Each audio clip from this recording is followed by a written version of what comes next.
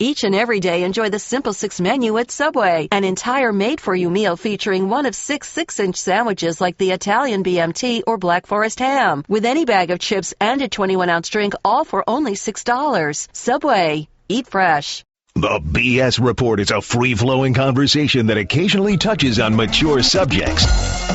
The BS Report. The BS Report with Bill Simmons. Welcome to the BS Report, taping this on a Monday morning. We just did the podcast with Cousin Sal wrapping up the Super Bowl. We wanted to put this one up as well today just because we all love Philip Seymour Hoffman at Grantland. And coming up in a little bit, Chris Connelly is going to be talking about his legacy. And right now, our Pulitzer Prize winner, Wesley Morris. Tell us what happened yesterday when you heard the news.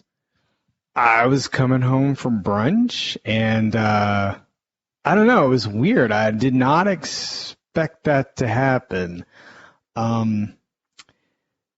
It's shocking. I mean, I knew he was a drug user and he was struggling with that, but I mean, I don't know. I'm still not really over it. It's funny. I came in and I thought I was going to take a little bit of a rest before the Super Bowl, and I wound up just falling asleep, having all these dreams about Philip Seymour Hoffman. It was very bizarre. One of, I would say, our 5 most original actors/actresses of the last 20 years. Would you agree with that? Absolutely, yes. Who's on that list? It's not very long. I mean, Daniel Day-Lewis. I mean, the thing with Philip Seymour Hoffman that you want to think about is not just, I mean, he was inventive, but he also didn't have that self-consciousness that some actors have, where he doesn't care what you think. He's just going to take the part, play it, and do whatever he needs to do to get to a real and true character. And I think that's the thing that's great about him that actually makes him different from anybody, even in his acting weight class in the movies. And his peers obviously are, like, you know, Meryl Streep and Daniel Day-Lewis, Cate Blanchett, DiCaprio, this thing that DiCaprio's turned into in the last, 5 or 7 years. Joaquin Phoenix. I mean, there aren't that many people who aren't movie stars in the way that a Denzel is a movie star or a Tom Hanks is a movie star, but who are character actors essentially who can carry a movie. Yeah. And Philip Seymour Hoffman did that. I mean, he played a lot of supporting parts, but I mean, ultimately, any director could trust him to carry a movie. Yeah, I think, I always feel like, as you said, to be able to own a scene or 3 or 4 scenes in a movie without being the star of a movie is really hard. Yeah. And he did it over and over again. I remember, you think even like Scent of a Woman, which came out in 92, which was, the Pacino Oscar movie. And it was really the ultimate comeback movie for Pacino because he had taken off most of the 80s. He comes back. He does the movie with Ellen Barkin. That was like, what was that movie? Sea of Love? Sea of Love. But it wasn't until 92 where everyone's like, oh yeah, Pacino, that guy's unbelievable. And then Chris O'Donnell kind of became the leader against Damon and Affleck and that whole next young hot actor. But in that movie, Philip Seymour Hoffman is the scumbag who kind of rats out. He's the rich kid, preppy scumbag who kind of rats out Chris O'Donnell, and then they have the stupid court scene. But, he really stood out in that movie, and it's a really interesting rewatch because he's young, but you can kind of see all the makings for what happened. I never really thought about him again until he was in Twister. Because I hadn't seen Hard 8 yet. Hard 8 I didn't see until after Boogie Nights. But in Twister, he kind of stole every scene. It's like, hey, who's this guy? Oh, is that the dude from Scent of a Woman? Then Boogie Nights happens, and then all of a sudden he's off and running. Yeah.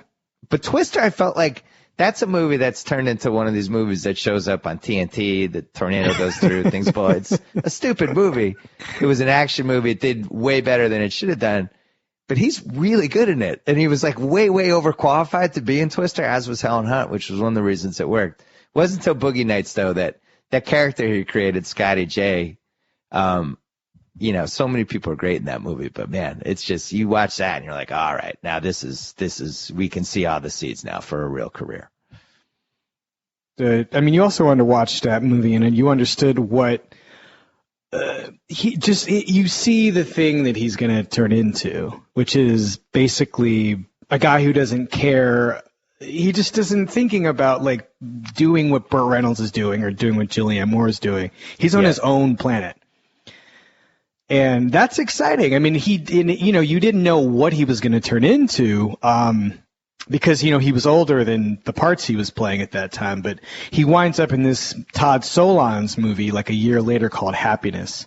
Yep. Did you ever see that? Of course. I loved Happiness. He's super creepy. He's great. Never stopped eating tuna fish for a while after Happiness. You probably stop doing a lot of things after seeing that movie. But I mean, just that kind of acting where he's not really trying to impress you. He's doing what is asked for in the part. From there, I think Talented Mr. Ripley was the year after that. And Magnolia too. And Magnolia. He's just great. I mean, he shows up in a movie and you get excited because you want to know where it's either one of two things. You're excited about where he's going to take the movie, or you're excited that he is signed on to something where the filmmaker, like a Paul Thomas Anderson or a Todd Solondz, has somewhere to take this guy. So late 90s, I'm in Boston. We had this illegal cable box. We get every channel. This guy named Big Al, I've written about this before. This guy named Big Al sets up this legal cable box. We get every channel and every pay-per-view. And this is when I'm bartending. I'm starting my website, and I'm just up all night. And I'm night owl. I'm going to bed at 3 a.m. I'm just watching everything. And Philip Seymour Hoffman, between Boogie Nights, how many times that was on, then the Happiness run, then the Magnolia, Talented Mr. Ripley, and just all of a sudden he became one of those guys. But one of the movies that he made that I thought was pretty awful. Wait, what do you think was pretty awful?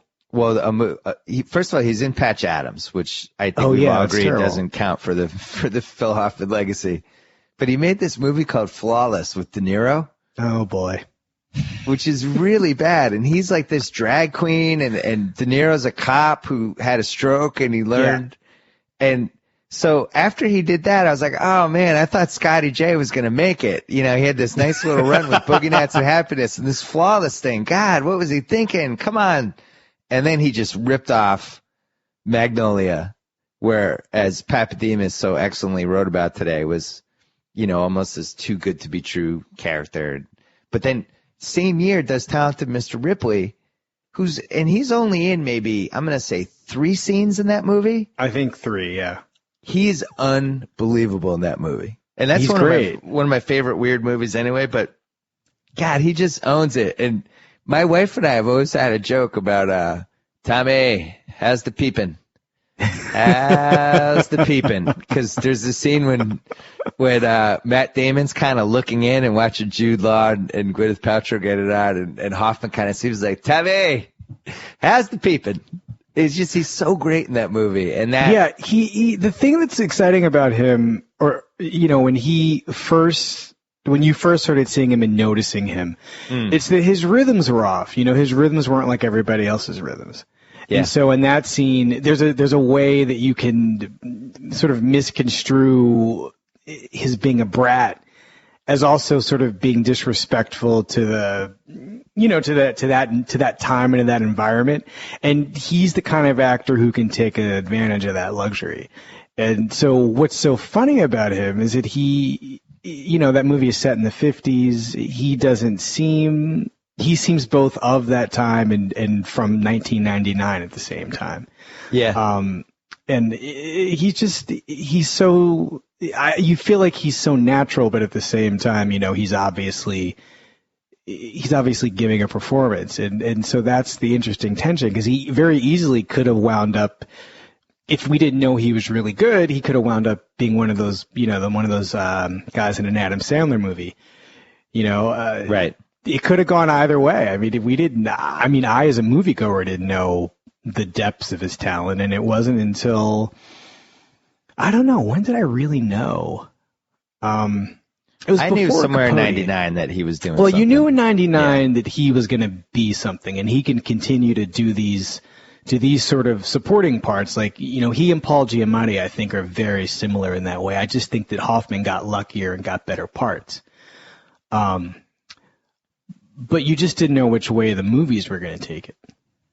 Well, then in 2000, he did one of my movies. I know Papademos is a little down and Almost Famous. Some of the people that work for Grantland are. It's one of my favorites. I'm just a sucker for it.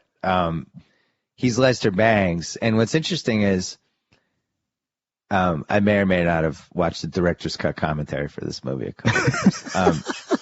So they only had Hoffman for 3 days in this movie. It was a 3-day shoot, and he was sick.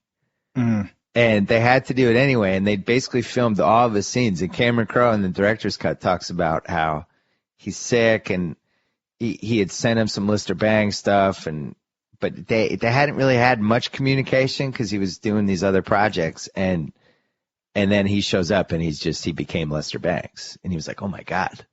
And he did all those scenes, and he steals every scene he's in. And Papademos made the case he wished it had been more around Lester Bangs, which I think obviously changes that movie. I think he's in it the perfect amount of time because every time he's in it, you want more of him, which was a recurring theme with some of these roles that he played. Because you could say the same about Mr. Ripley, like he's in. Oh yeah, scenes, the minute Freddy disappears, yeah, you want him to come back. I would say he has high advanced metrics. If we figured out advanced metrics for acting, where it's like scenes owned per movie or something, he would have been way up there. But so then it just kind of started, and we all went Love Liza, Punch Drunk Love. He's in Red Dragon, which you got to do a couple of those big ones, but he was really good in 25th Hour.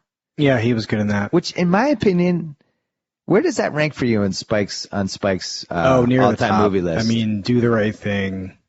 It's 25th second, Hour right? It has to be second. Well, I'm a big fan of Summer of Sam. I think, at some point after Do the Right Thing, it really becomes like what your personal favorite is. Yeah. But Summer of Sam, I think, is an amazing movie, and I think it's so much smarter and so much more onto something than people give it credit for being. It's kind of a mess, but I mean, you accept the mess with Spike Lee. I mean, I'm a big fan of She Hate Me.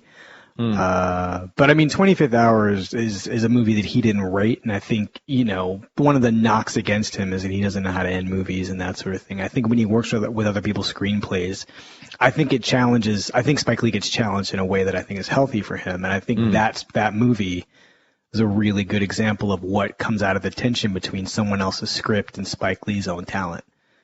Yeah, I'm not sure why 25th Hour, A, didn't do better, and B, doesn't seem like it has any real lasting respect.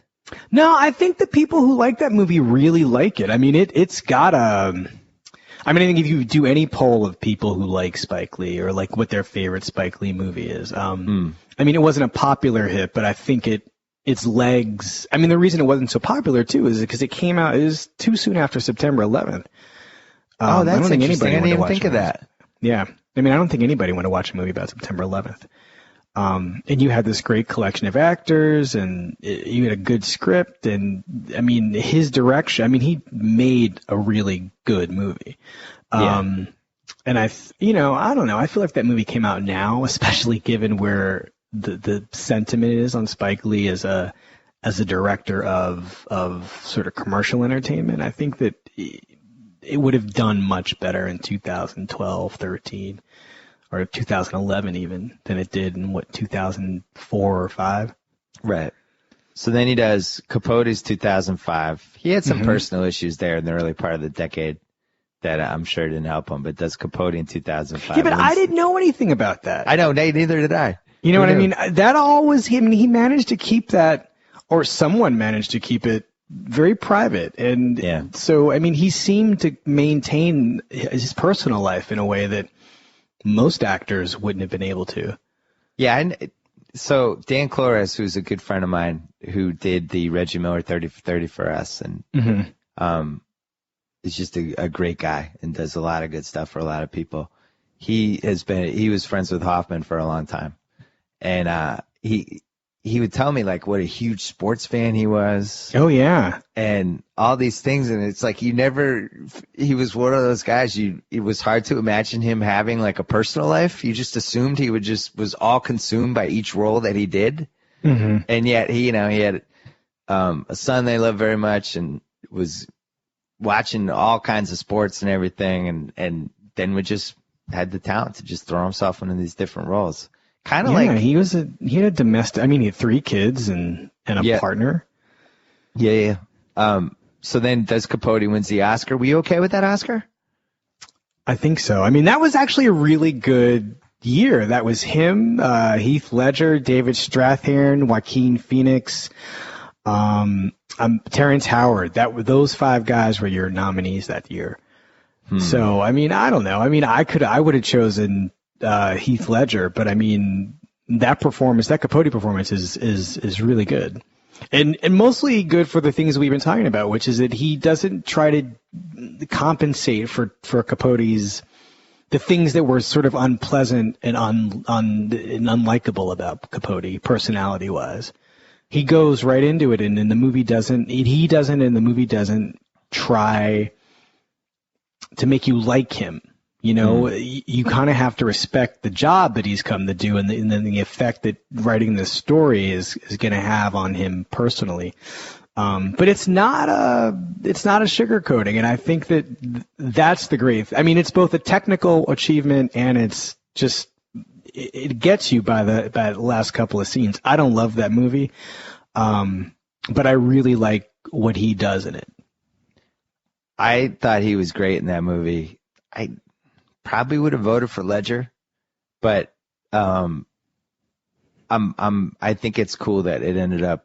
He deserved an Oscar at some point in his life or something anyway, and the Oscars are laden with makeup calls. And I you mean for Hoffman?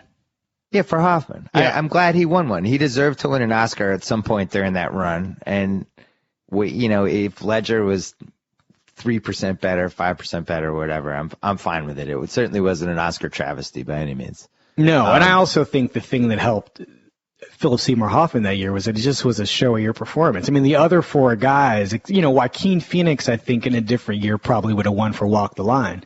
But it just, that performance was so physical, and the acting branch, the Academy in general, really admires those kinds of undeniable physical transformations. And I mean, in just the way Philip Seymour Hoffman became Truman Capote. Without impersonating him, he just embodied the essence of what seemed, in the public persona, or the public eye, made Philip Seymour Hoffman. I mean, made Truman Capote.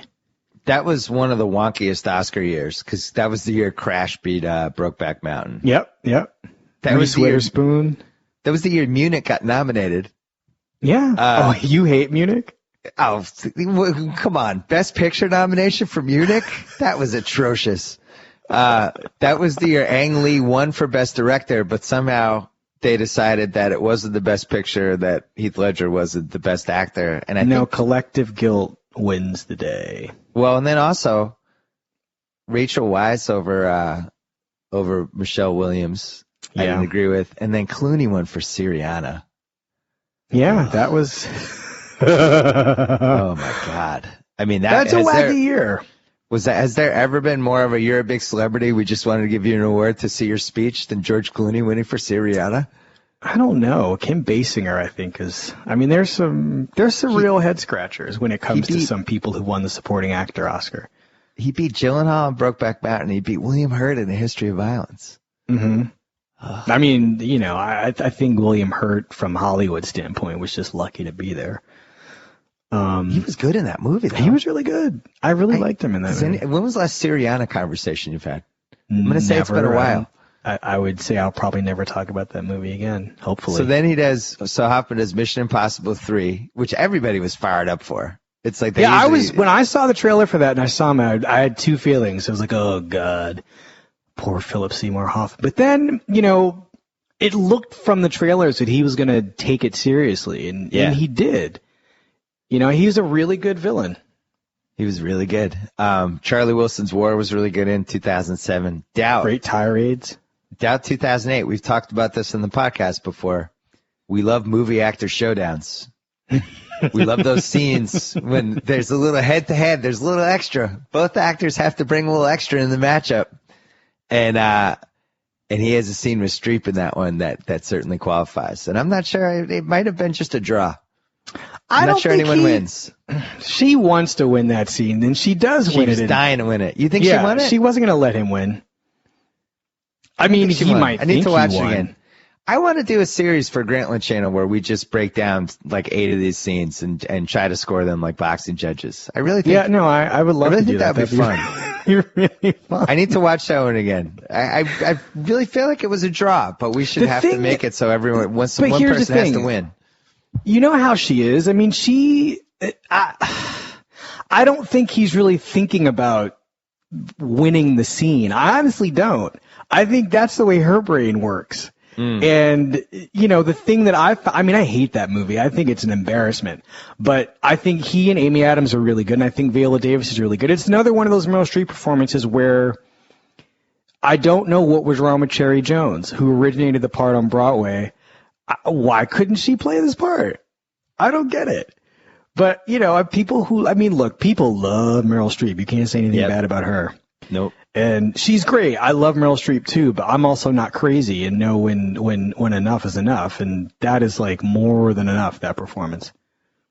I didn't like that movie either, but the acting in it is great. That should be its own Oscar category. Movies that aren't good, but the acting was unbelievable. Hey, your winner for 2014, it's American Hustle. Congratulations, everybody. We left out one Hoffman performance, which unfortunately has become one of his enduring scenes, and I would take medication to remove it from my brain if I could. Before the Devil Knows You're Dead starts out with a very, very I know where this very is going. Sexual scene with him and Marissa Tomei, and I don't want to go into details, but it was hard to unsee it, put it that way. So this is where we depart, Bill, because you don't want to unsee it. Well, I mean, it's not that I don't want to unsee it. It's just I get it. I mean, that movie made a very good case for me. See, I think that the thing that turned people off about that scene is the baggage they're bringing to Philip Seymour Hoffman when they get 100%. there. 100%. And I think that Sidney Lumet, the director of that movie, really dares to bring something sexual, something naturally sexual out of Philip Seymour Hoffman, so that it makes sense that he'd be in bed with a woman like Marissa Tomei.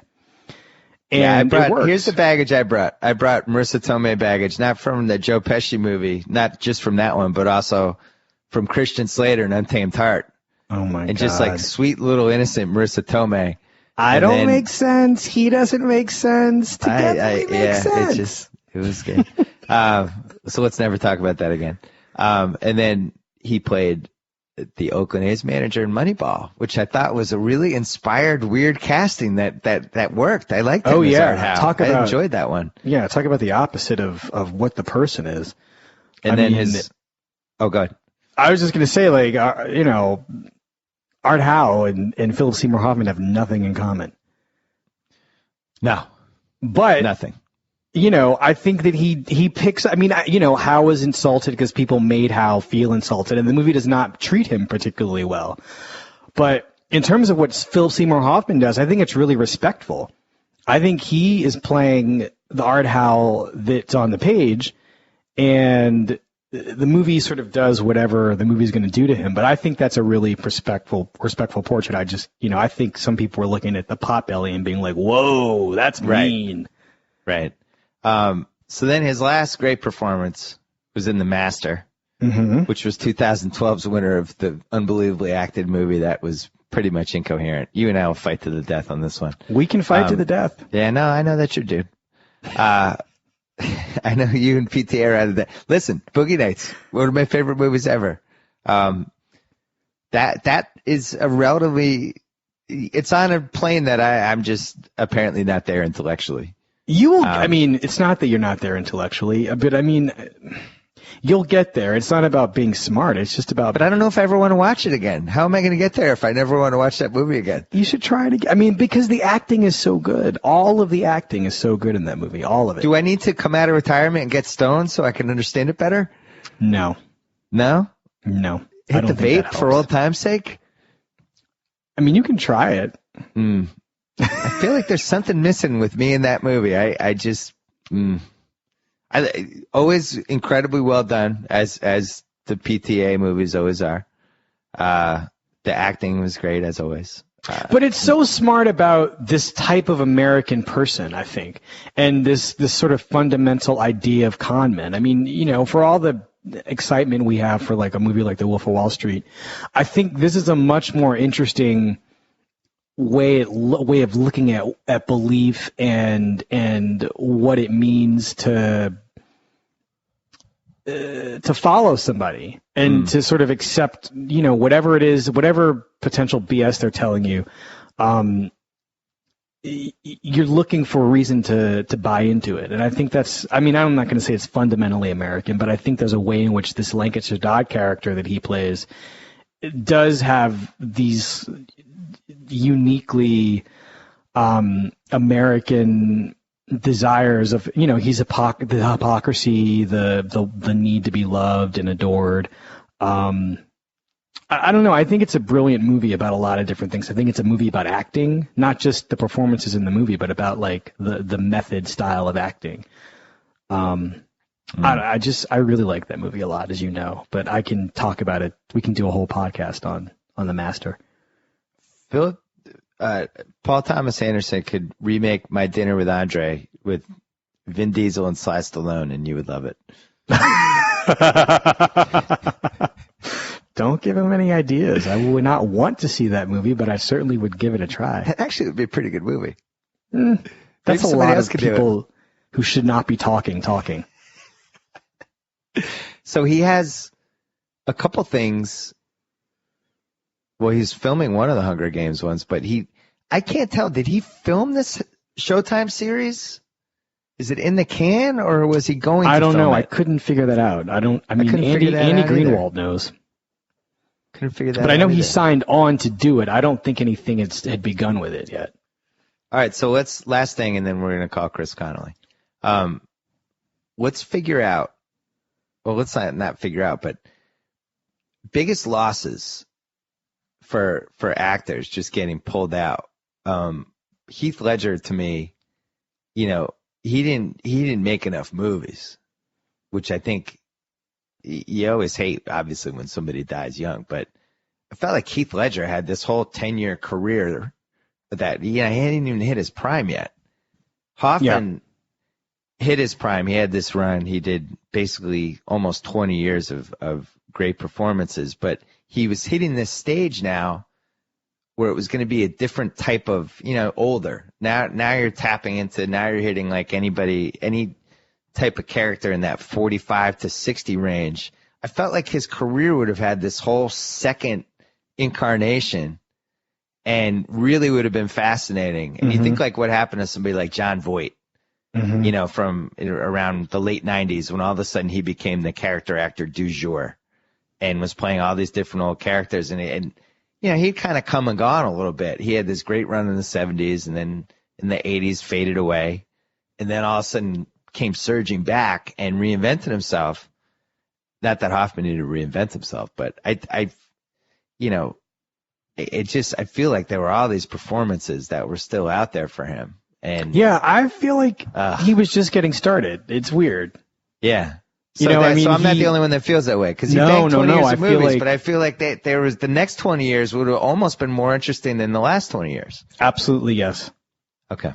Because it wasn't until Capote, I think, that he really figured out. I think he got. I can't say he got a monkey off his back or anything. I just think he reached. I think doing Long Day's Journey into Night. I think doing he did Death of a Salesman 2 years ago. And doing True West, which he did about 10 years ago, or maybe even longer than that now, maybe 14 years ago, with John C. Reilly on Broadway. I just feel like there's just so many things he can do, and he was only beginning to get opportunities to do them. And I think doing a movie like The Hunger Games, in a lot of ways, was a really smart gamble. Mostly, I mean, you know, those movies aren't terrible, and it's a good franchise to park yourself in if you're a smart actor. But I also think it would have freed him to make some other more idiosyncratic choices that weren't necessarily as far out on the margins as he at some point been. I think he could have gotten. I don't know. I would love to have seen him try to do something like bring one of those Arthur Miller plays to film and deduce that Death of a Salesman. Or try True West. I mean, he might be too old. He might have been too old for it at this point, but it would have been an interesting attempt. I feel like there would have been one movie for him about 10 years from now that would have been his version of Paul Newman in The Verdict. Yeah, That beaten down guy in his mid-50s whose life is falling apart, and it would have been weirdly self-autobiographical with whatever was going on with him, where you're taking the baggage of the person in real life and it's somehow spilling into the movie. And, that would have been like his second Oscar. Yeah. I mean, there's just nobody who does what he did. There's nobody like him. And that it's was my funny last because question for you. So who, now that he's out, like who do we have even, I hate to use the word replacement, but is there another guy out there who could do all the stuff that he did? No. Nobody, I mean, right? Giamatti is the only person I can think of, but there might be something to. Giamatti is a weird actor because all the things that I was saying that are great about Hoffman are also true about Giamatti, but I do think there's a little kernel of Giamatti wanting to be liked. And I think, all actors have a kind of vanity. I just think that Giamatti's vanity is it keeps him from doing some things. There's a great moment in that George Clooney movie, the campaign movie that he directed a couple years ago, where Philip Seymour Hoffman and Giamatti play rival campaign bosses, and I thought that was just some of the most brilliant casting. Because I mean, they are that same class of actor. I think Giamatti could do a lot of things that Hoffman did, and there are a lot of things that Hoffman can't do that Giamatti did. But I think that someone like that is really close. I just don't know if Giamatti would get the same roles that Philip Seymour Hoffman did, because unfortunately the thing that we haven't talked about is that, Philip Seymour Hoffman is actually kind of conventionally handsome in some ways. I mean, he was fat, but beyond that, I mean, he had a movie face in a way that makes it easy to cast him in a lot of different things and make him a lot of different people's siblings and fathers and that sort of thing. Giamatti is, does not have that sort of conventional. He looks Italian. Well, I was going to say there's a lot of things you'd have to explain in casting him. Right. With Giamatti, I always feel like it's Paul Giamatti just playing different characters. Yeah. Whereas with Hoffman, he could just get lost in these different looks and parts, and you almost forgot it was him multiple times. And I've never felt that way with Giamatti. I always feel like in the back of my mind, I know it's him. I don't know if that makes sense. Yeah, I mean, I think like De Niro had that a few times. Like in De Niro on Cape Fear, you don't even feel like you're watching De Niro. Oh no, yeah, no, you know what I mean? He becomes a different person. I think for him to be an A-list actor to be able to do that was one of his rarest talents. Whereas Pacino, you always felt like it was Pacino. Well, Pacino would want you to know it's Pacino. Yeah, that's the thing. Right. Pacino was seeping out of him at all times. Whereas De Niro could kind of get lost in these different roles, and you would forget it's him. Now he can't. I mean, the last 15 years, obviously he can't. But I think Joaquin Phoenix is another person who is close in that way. But I think that he's not he can't do as much or wouldn't want to do as much as Philip Seymour Hoffman. Philip Seymour Hoffman worked a lot. Yeah. He was always working, and I think that that's a difference between Hoffman and that other class of actor that I was talking about, your Cate Blanchetts and Meryl Streep. They work a lot, but they don't, in 25 years, Philip Seymour Hoffman made more than 50 movies. That's amazing.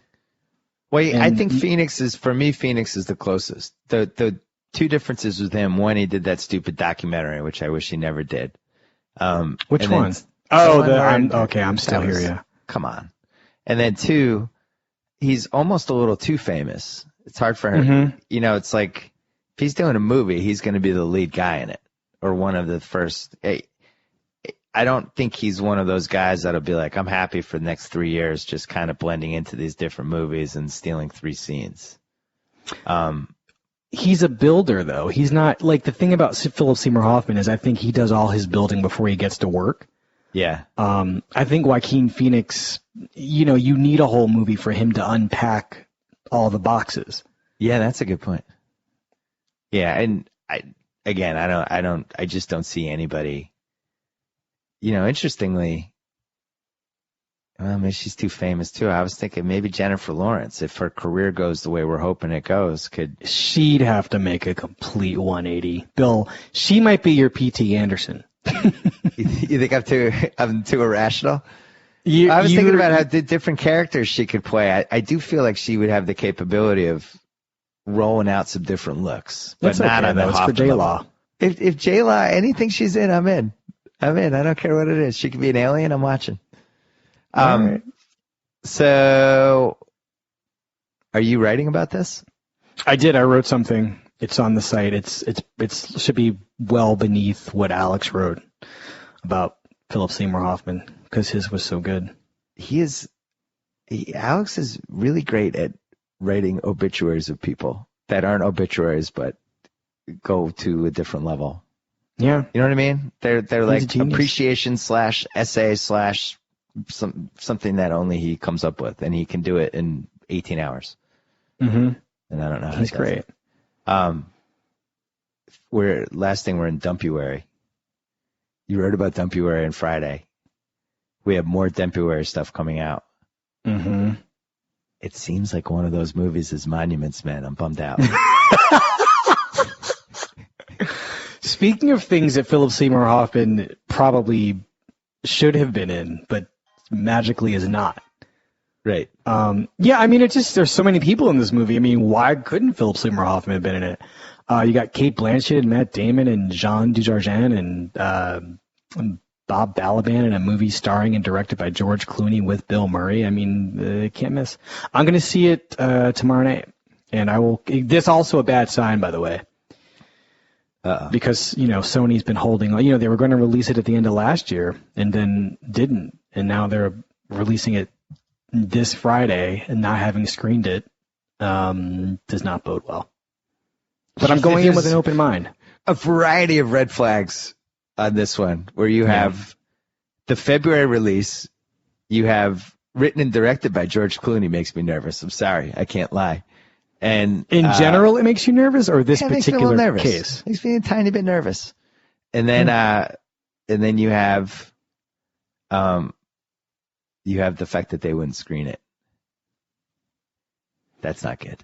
Here are the 4 George Clooney directed movies. This is part of what makes me nervous. Good Night and Good Luck, best one of the 4. Leatherheads.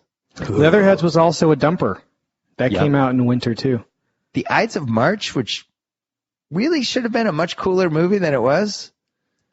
And now it thought it was smarter than it is. It's not that smart. Kind of like a lost. I look at that one. That's kind of a lost opportunity. Hard to believe that one didn't work. And plus, it was loaded. Gosling, Clooney, Hoffman, Giamatti, Evan Rachel Wood, Tomei, Jeffrey Wright.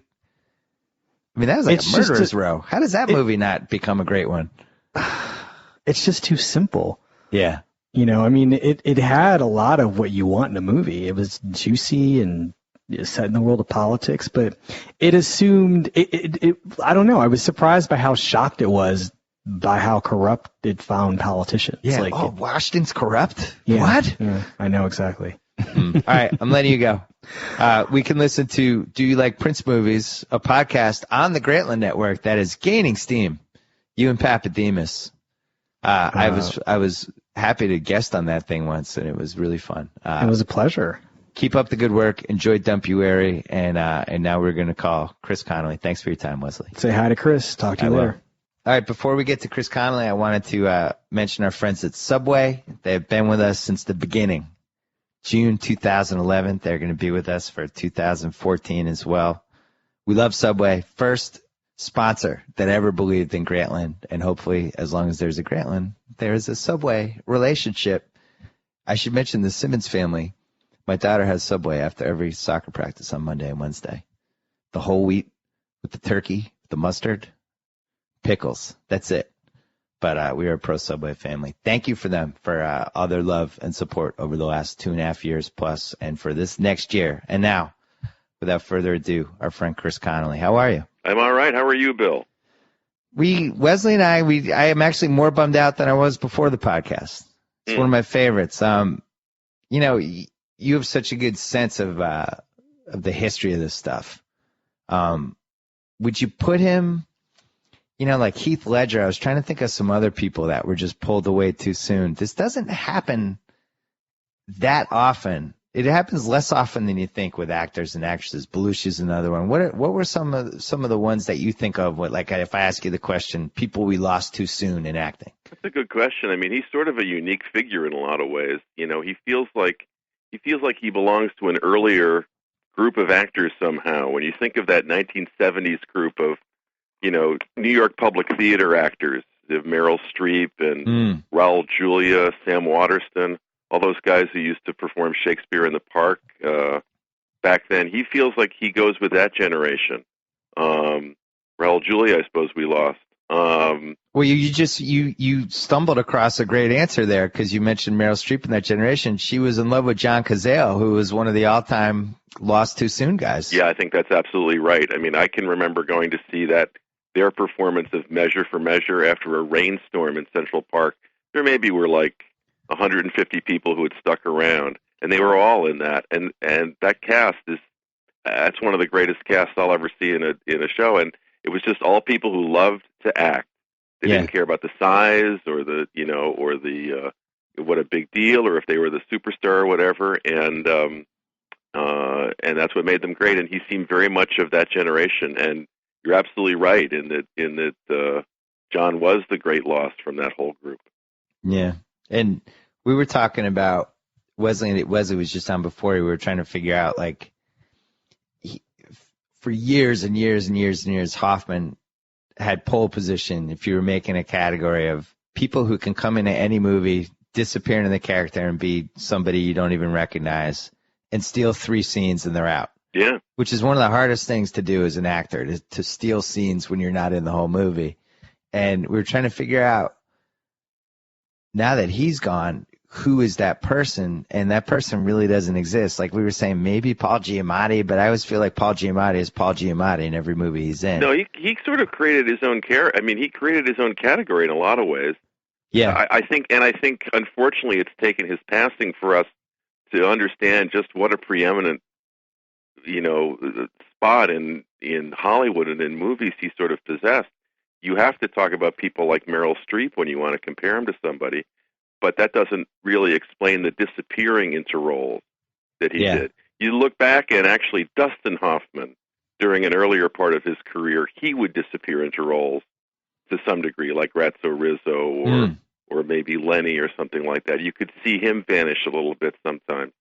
But for someone of that stature, with that level of ability to, without obviously the movie star persona, to come out every time and improve every movie he did, and to be so prolific in terms of the types of movies he did, to go from doing a Mission Impossible movie and doing a Todd Solondz movie, he was all over the map that way. And, you know, Charlie Wilson's War, he's so funny in Big Lebowski.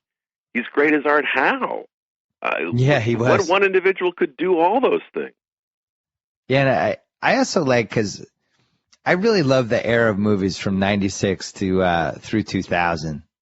I thought, you know, the 70s get romanticized, and with reason, as being the all-time best time for modern American movies, and all the directors and actors that came out of there and everything. I really think 96 to 2000 is right up there. Well, you know, the crazy truth is that it can be hard to watch some of those 70s movies now with our modern, I don't know if the attention span is right, but our modern sense of pacing. Some of those films that people like me regard as being classics, you watch sometimes, particularly at home, and you just think, this is kind of slow going here. This is 20 miles an hour. But particularly when you had guys like Paul Thomas Anderson, who was who used and collaborated with Philip Seymour Hoffman so successfully. That's the period you're talking about. What was what was your all-time favorite Hoffman performance? Well, I'm prejudiced, obviously, but it's got to be Lester Bangs in Almost Famous. That uncool speech, yeah. which is the most elegant and beautiful telling of the thing that any journalist heard as he set foot into the music department of Rolling Stone. Beautifully written, of course, by Cameron Crowe. It just comes to life. There's such warmth in it as he's talking on the phone in that scene. It's just remarkable. It was the first clip I went to on YouTube when we were trying to put the retrospective together for Good Morning America this morning, and it just knocks you on your ass. Of course I'm home. I'm uncool. He also has one of my favorite exchanges of all time in a movie, which is the first time he meets William Motors. What do the kids at school think of you? They hate me. Well, you meet him again on that long journey to the middle. I think in one of the scenes they're playing the Raspberries Go All the Way in the background, which made it even more perfect for me. Oh, yeah, you're right. I told Wesley this. I'm just going to repeat it, even though the listeners have already heard the story. But on the director's cut, where they have the commentary, Cameron Crowe says they only had him for 3 days. Wow. Hoffman, and he was sick. And they had to film all of his scenes in 3 days, and he was sick, and he was really worried, and he hadn't talked to him that much, and et cetera, et cetera. And then he shows up, and he's Lester Bangs, and had the voice and everything. And this is a guy in Lester who who people just adored, and who would not have been someone you could just kind of casually come in and do. So to do him like that was really amazing. But I came across clips from Along Came Polly.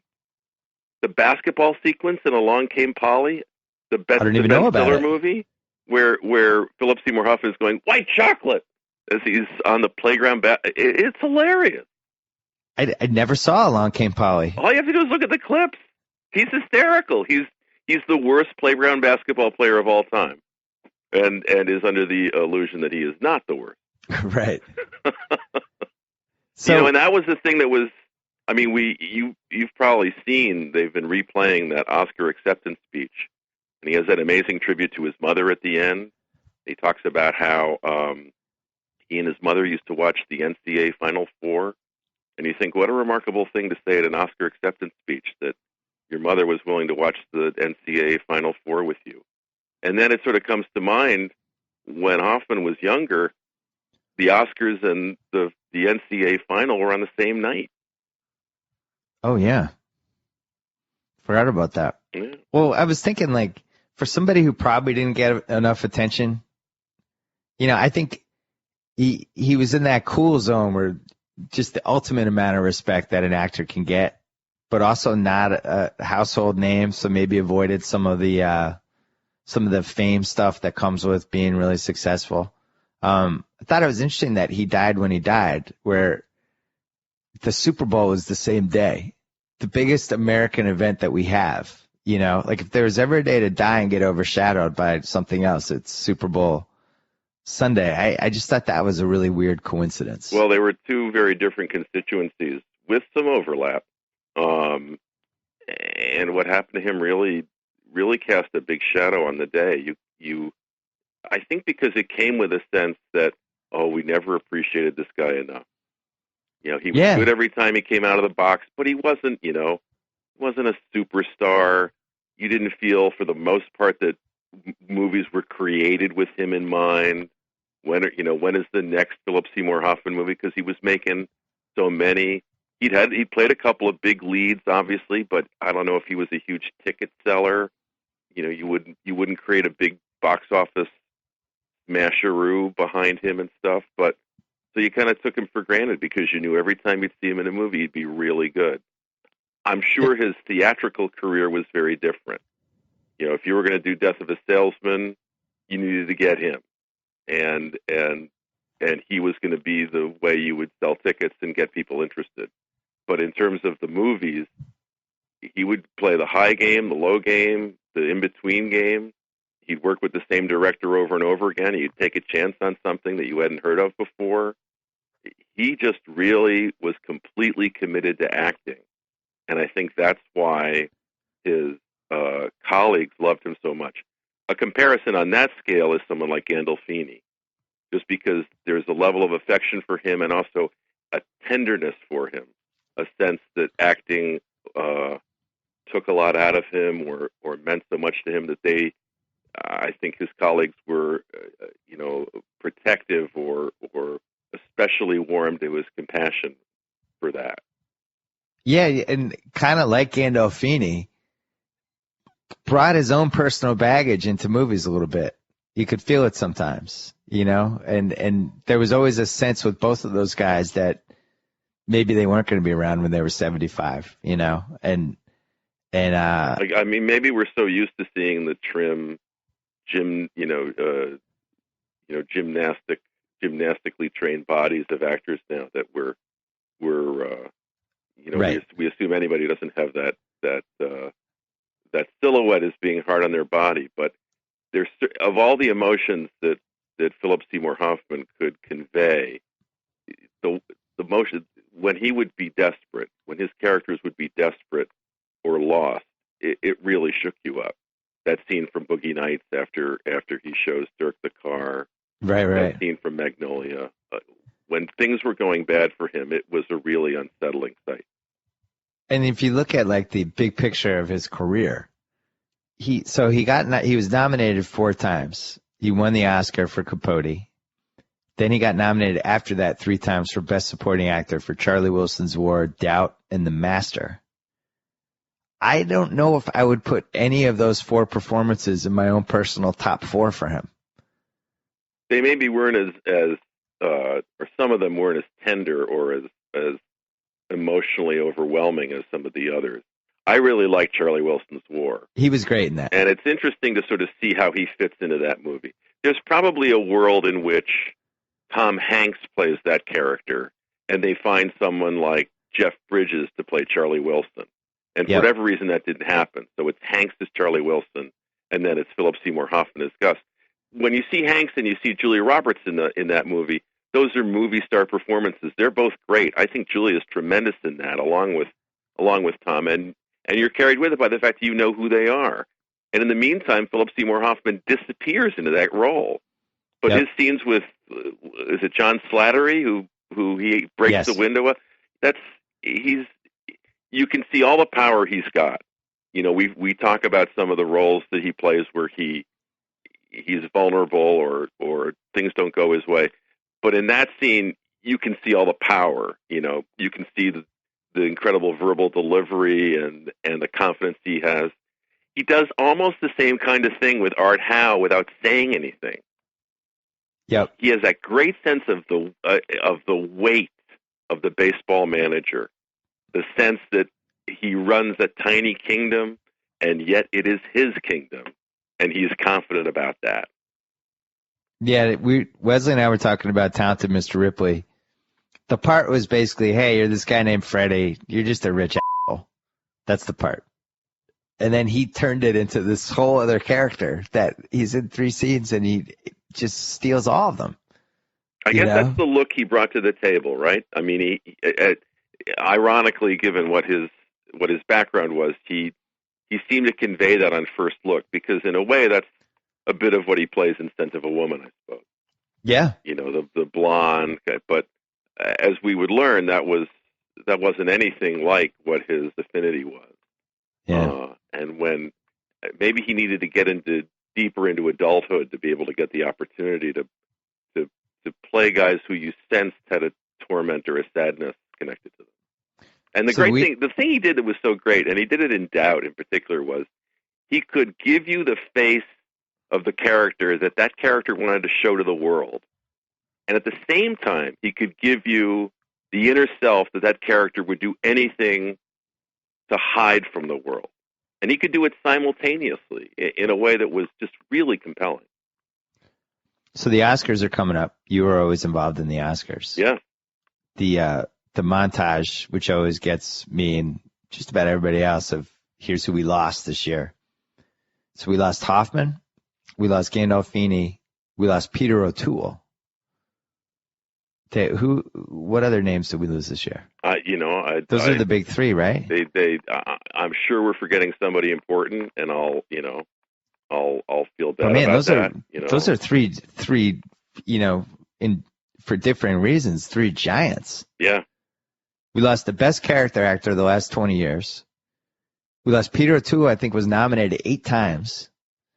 Right? Yeah, he got an honorary one, but he understood the difference. Yeah. He wanted the real one. And I don't really know when the real one would have happened. Gosh, he was really good. Well, I forget who beat him for Lawrence of Arabia. Today, he would probably, unless I'm forgetting, I should see who won that year. But in today's Oscar world, he's the J-Law of that year, right? How can he not win? Right. But the one, what was the one? The Stuntman in 1981? I think that's right. I hate to sound like I'm stupid here, but maybe that's correct. Yeah, I think that was the one that you could have given him the. Oh no, forget it. He lost to De Niro and Raging Bull. You're not winning that year. And that Robert was Duvall. Kind of a rough one, wasn't it? Yeah, that would not have. And Robert Duvall and Great Santini. Aside from that, it was a walkover. Good luck in that one. Yeah, so then piece of cake, really. Piece of cake. But no, I just remember loving him in Beckett. I remember thinking, gee, that's great. Gee, he's just great in that. So we have him. In '62 he loses to Gregory Peck for To Kill a Mockingbird. Oh. Well, you know what? You do that one over again, I think Peter O'Toole wins that one. I like it. I mean, those are two great performances, and nobody has any, but there's Jack Lemmon for Days of Wine and Roses. I mean, he belongs in there. But the one I would have had him win for is '64, when he was up for Beckett. Against Burton for Beckett, Rex Harrison wins for My Fair Lady. I'd have given him that one in '64. I'd give Gregory Peck '62. I'd give Peter O'Toole '64. I love that movie. So you had, I see. I've never seen Beckett. Now I feel inadequate, but yeah. So Lawrence of Arabia was against To Kill a Mockingbird, Gregory Peck. Yeah. I don't know. I don't remember those movies. Yeah, you don't want to. That's a buzzsaw you don't want to run into. And I think it was more. I think there was more of the Hall of Fame voting type then, Bill. I think it was more like we're not going to let Willie Mays in unanimously into the Hall of Fame. I think maybe you had to prove yourself more before they gave you Best Actor in those days. Right. So we lost O'Toole, we lost Hoffman, and we lost Gandolfini, the most iconic TV character. I'm forgetting, but he was the dearly beloved. Philip Seymour Hoffman was the one. Just because he had no vanity, he didn't seem to be getting any extraneous, buzz or joy out of all the success that he got. He really loved acting, and the rest of it, the success or the notoriety, there was no indication that meant anything to him, and he was pure that way. And I think there's every indication that he treated people really well, and that's what makes it such a hard thing. 98 Boogie Nights, not nominated. Burt Reynolds was the one that got nominated. Yep. Robin Williams won for Good Will Hunting. Greg Kinnear got nominated, As Good as It Gets. Anthony Hopkins for Amistad. And I'm sorry, there's one more. And Robert Forster for Jackie Brown, which, come on. Well, he was in his mid-40s, but as you're beginning to see from the wonderful tributes that critics are writing, and if there was ever a time when we needed our great film critics, it's right now, because they're the guys who can really put his work into perspective. From a theatrical standpoint, he was absolutely in his prime. He was ready to take on lots of great roles in the theatrical canon. And he was still going, he absolutely was in his sweet spot as far as film too. Who wouldn't have wanted to write a role for him?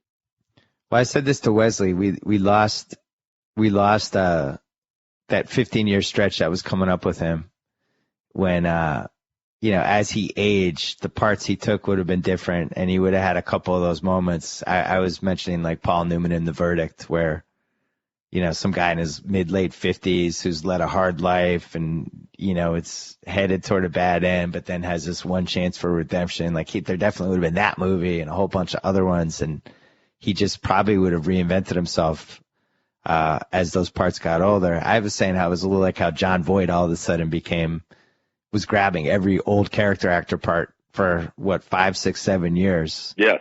And changed his career. But you don't have the sense of him like plotting a career. No, I don't mean in a way it like that you have with these other guys. And that's not to say that plotting a career is a bad thing.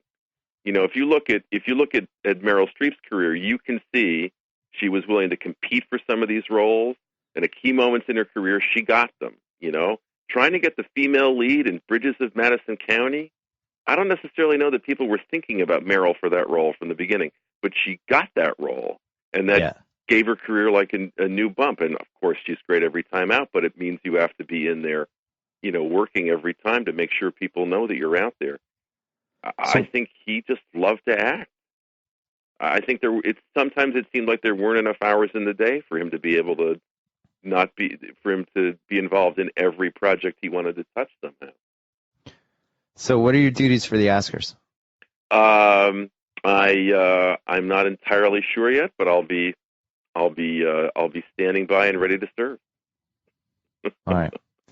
Well, we'll talk again before the Oscars because we're really going to have some fun. We should also mention you and Wesley Morris did a little something for the Grantland channel that we're excited about. We enjoyed going through all the Oscar nominations in the major categories and sharing our thoughts about who we thought ought to win or who we thought should win or who we thought will win. And, it's like a real TV show, and you can get it on the internet. Like actual television. There were clips. There were strongly held opinions. This is great. There was conflict and agreement. I'm looking forward to seeing how they all came out. I had a lot of fun getting to talk to Wesley about it all. We are excited. It is way overqualified to be on the internet. It's a television show that just happens to be on the internet. Thank you for your time for that. The intimacy that only the internet can provide. What can I say? Thank you for the time for that. Thank you for the time today. And R.I.P. Philip Seymour Hoffman, one of my favorite actors, one of the greats. I'm glad we were able to spend some time talking about him today. We'll be back on the BS Report later this week. Until then, take care. So I get to sign off. Whoa!